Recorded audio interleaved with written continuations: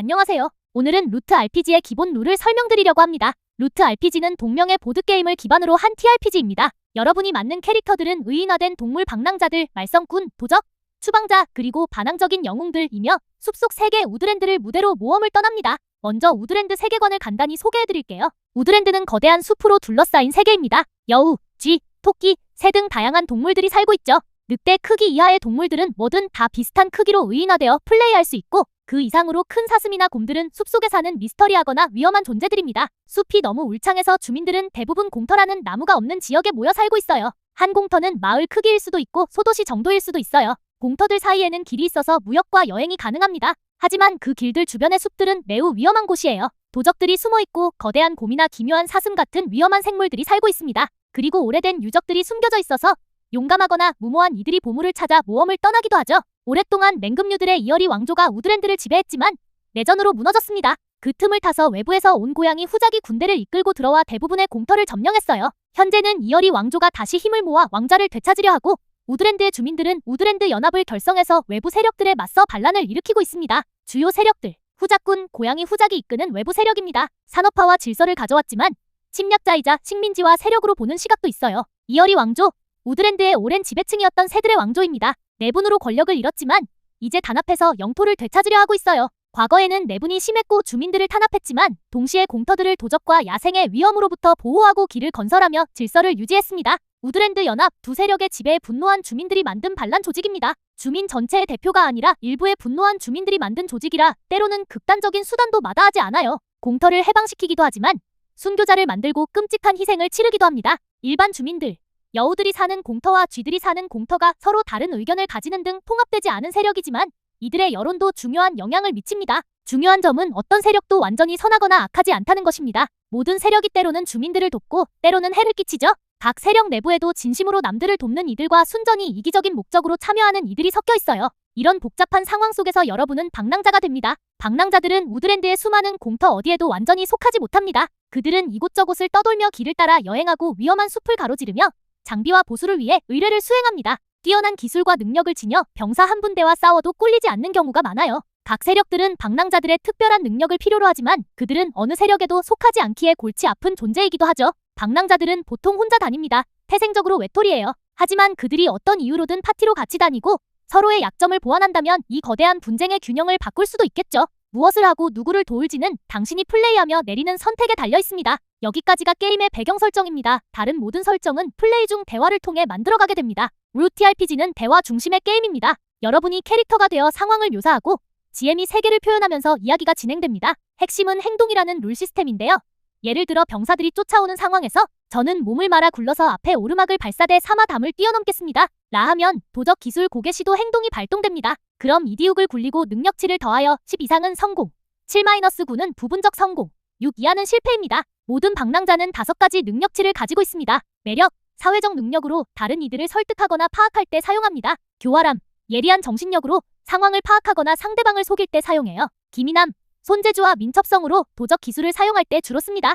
행운, 말 그대로 운으로 운명에 맡길 때 사용하는 능력치입니다. 힘, 물리적 힘으로 전투나 무언가를 부술 때 사용합니다. 앞에 예시에서는 기민함으로 판정하니 이디욱 플러스 1을 보면 되겠네요. 10 이상이면 성공하여 담을 뛰어넘습니다. 6 이하이면 실패하여 담에 부딪혀 다칠 수도 있겠네요. 7에서 9라면 부분적 성공으로 성공하지만 뛰어넘은 곳에 보초병이 있다거나 하는 안 좋은 일이 일어날 수 있습니다. 또는 피로 피해를 받을 수도 있고요. 각 캐릭터는 3가지 피해 트랙을 가지고 각각의 피해를 받을 때마다 체크 표시를 하나씩 합니다. 부상, 물리적 건강 상태, 가득 차면 죽음의 문턱에 있는 상태이고 그 상태에서 부상 피해를 한 번 더 받으면 즉사합니다. 부상을 회복하려면 치료사를 찾아가거나 동료가 응급처치를 해줘야 합니다. 피로, 에너지와 의지, 가득 차면 모든 에너지가 소진된 상태이고 이 상태에서 추가로 피로 피해를 받으면 의식을 잃습니다. 피로를 회복하려면 본성대로 행동하거나 푹 쉬어야 합니다. 본성은 이후에 설명드릴게요. 소모, 자원과 소지품, 원할 때 한 칸씩 체크하면 작은 물건을 모든 주머니에서 꺼낼 수 있습니다. 미리 챙겨왔다는 느낌이죠. 가득 차면 보급품이 떨어진 상태이고 더 체크할 수 없습니다. 소모를 회복하려면 누군가한테 보상을 받거나 주민들의 집을 털거나 숲속에서 몇 시간 잡동사니를 찾아다녀야 합니다. 각 회복 방법으로 얼마나 회복이 되는지는 GM이 알려줄 겁니다. 이제 몇 가지 기본 행동들을 보겠습니다. 첫 번째로는 도적 기술 시도입니다. 각 캐릭터는 시작할 때 몇 가지 도적 기술을 찍어서 숙련되는데 이렇게 숙련된 도적 기술을 사용하면 기민함으로 판정합니다. 7 이상이면 성공하지만 7과 9 사이에서는 완전히 원하는 대로만 되지는 않습니다. 방랑자들은 기본적으로 다재다능하기 때문에 숙련되지 않은 도적 기술도 써볼 수 있습니다. 이때는 운명에 맡겨서 행운으로 판정하게 되는데 7 이상이면 대가를 치르지만 간신히 성공합니다. 10 이상에서는 대가는 그대로 치르지만 GM이 다른 기회를 열어줄 수 있습니다. 다음으로는 도움 주기 또는 방해하기 행동입니다. 이 행동은 다른 방랑자가 판정을 할 때 피로를 한 칸 표시하여 플러스 1이나 마이너스 1을 줄 수 있고 한 칸 더 표시하여 도움 방해를 숨기거나 기회 장애물을 만들 수 있습니다. 물론 어떤 식으로 도움 방해할지 말이 되는 행동을 묘사해야 합니다. 전투 행동들도 있습니다. 기본적인 기술들로는 근거리에서 무기나 주먹질로 싸우는 근접 전투, 밀착해서 얽혀 싸우는 막싸움 그래플링 같은 느낌이죠. 원거리 무기로 공격하는 목표 조준이 있습니다. 일부 무기 기술들은 특수 태그가 있는데 이는 그 기술을 찍은 캐릭터가 전용 무기를 써야 발동합니다. 갑옷 분쇄 기술을 예로 들어보면 갑옷 분쇄를 찍은 캐릭터가 갑옷 분쇄 태그가 달린 무기를 써야 발동하는 거지요. 시트에 보면 방금 설명드린 행동들 외에도 다양한 행동들이 있고 세션 시작할 때 GM이 한 번씩 설명해 줄 겁니다. 다만 처음부터 다 알아둘 필요는 없는데요. 이야기에 맞춰서 내 캐릭터가 어떻게 할지를 말하다 보면 GM이 무슨 행동으로 판정해 주세요 요청을 할 것이니 그때그때 행동의 설명을 보면 충분합니다. 정해진 행동만 할 수 있는 게 아니니 원하는 대로 상상력을 발휘해서 행동해 주세요. 이제 캐릭터 생성을 설명하겠습니다. 각 플레이어는 여러 캐릭터 설정이 적혀있는 플레이북 중 하나를 선택합니다. 이 예시에서는 땜장이 플레이북을 사용해 보겠습니다. 이름은 뭉치, 종족은 두더지로 할 거고요. 외견은 더럽고 안경을 썼으며 거대한 스패너를 들고 다니는 냉소적인 친구입니다. 플레이북에 나와 있는 세부사항이나 태도 등은 어디까지나 참고용이고 얼마든지 자유롭게 선택해도 괜찮습니다. 그 다음에는 오른쪽에 있는 본성을 선택하겠습니다. 각 캐릭터는 본성에 따라 행동하면 체크한 피로 피해를 전부 회복할 수 있는데요. 뭉치의 경우에는 급진주의자를 택했습니다. 급진적인 아이디어를 설파하며 스트레스를 푸는 친구네요. 다음으로는 배경과 원동력을 정하겠습니다. 고향은 에버델 공터 지하 땅굴의 난민촌이고 급진적인 아이디어들을 혼자만 간직하기 싫어 방랑자가 되었습니다. 멘토인 두더지 망치를 남겨두고 왔습니다. 원동력은 욕심과 보호를 선택했는데요.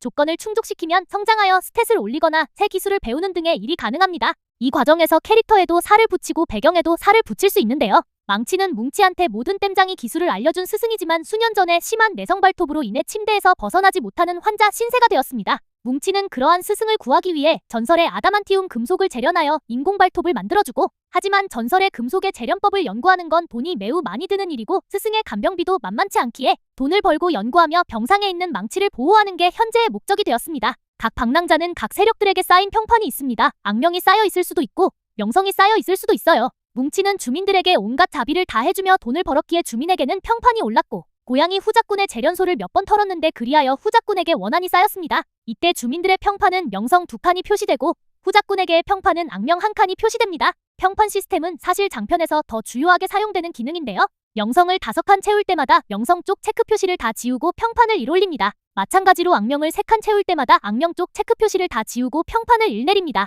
다만 이미 명성이 높은 상태에서는 더 평판을 올리기가 쉽지 않은데요. 평판이 플러스 1인 상태에서 플러스 2로 올리기 위해선 그림처럼 명성 트랙을 10칸 채워야 합니다. 플러스 2에서 플러스 3으로 올리려면 15칸 채워야 하고요. 악명도 마찬가지입니다. 일단은 평판 시스템의 존재만 알아두고 캐릭터 제작으로 돌아가 볼게요. 다음으로는 스탯과 시작 기술을 찍겠습니다. 각 플레이북에는 기본 능력치가 주어져 있는데 그중 하나를 1 올려서 시작하게 됩니다. 저는 힘에 플러스 1을 주었고요. 제 플레이북은 도적 기술이 이미 정해져 있어 선택할 건 없고 뭉치는 거대 스패너를 무기로 쓸 생각이라 무기 기술로는 그에 어울리는 갑옷 분쇄를 찍었습니다. GM한테 이러이러한 무기 갖고 시작하고 싶다 말해놔야겠어요. 이제 고유 행동을 보겠습니다. 고유 행동은 플레이북별로 쓸 수 있는 특별한 기술들입니다. 땜장이는 기본적으로 도구 상자와 수리 행동이 찍혀 있어서 하나만 더 선택하면 되는데 분해를 골라서 고장난 장비가 보일 때마다 분해해 파밍할 예정입니다. 마지막으로는 장비를 정하겠습니다. 작은 물건들은 소모 트랙에 체크하는 것으로 처리하기 때문에 굳이 적을 필요가 없습니다. 장비에는 크거나 중요한 물건들만 적어주면 되는데요. 칼, 활, 갑옷 등은 장비이고 화살, 자물쇠 따는 도구 등은 특별한 이유가 있지 않은 한 장비가 아닙니다. 장비들에는 내구도 트랙과 태그가 있습니다. 캐릭터가 피해를 받게 될 때 장비의 내구도를 소모해서 방어할 수 있습니다. 내구도 트랙은 캐릭터의 피해 트랙들과 마찬가지로 체크 표시가 다 찼는데 또 체크를 하게 되면 파괴됩니다. 태그는 각 무기별 특별한 성질들에 대한 설명인데 무기별로 다양한 옵션들이 붙어 있을 수 있습니다. 무기들에는 사거리도 있는데 이 게임에서 사거리는 밀착, 근접, 원거리에 3가지밖에 없습니다. 무기나 장비는 갖고 싶은 걸 GM한테 사전 요청하면 만들어서 줄 거고요. 플레이를 진행하면서도 적들에게 뺏는 등 다양한 방법으로 구할 수 있습니다. 저는 시작 가치가 8로 적혀 있는데요. 이 이내의 장비들을 들고 시작할 수 있습니다. 뭉치는 중량 2의 연금술 키트와 가치 6중량 1의 거대 스패너를 갖고 시작하고 시작 가치가 2 남아서 가치 1짜리 동전 주머니 2개를 추가로 들고 가기로 정했습니다. 현재 중량은 3인데 제 과부하 중량 5를 넘지 않아서 힘들지는 않은 상태네요. 들고 있는 장비들의 중량이 과부하 중량을 넘어가면 행동들이 다 느려지고 제약이 생깁니다. 이렇게 모든 플레이어가 캐릭터를 만들고 나면 서로 관계를 정하는데 돌아가면서 다른 캐릭터와 관계를 만듭니다. 이 과정에서 더 많은 설정들이 만들어지는데요. 관계는 여러 판정의 보너스를 주기도 하지만 더 중요하게는 PC들이 같이 다니는 이유가 됩니다. 여기서부터는 실제 세션에서 다 같이 이야기하면서 정하면 되어요. 캐릭터 생성이 끝나면 본 플레이로 넘어가면 되고요. 필요한 다른 내용들은 세션에서 GM이 설명해줄 예정입니다. 좋은 세션 되세요.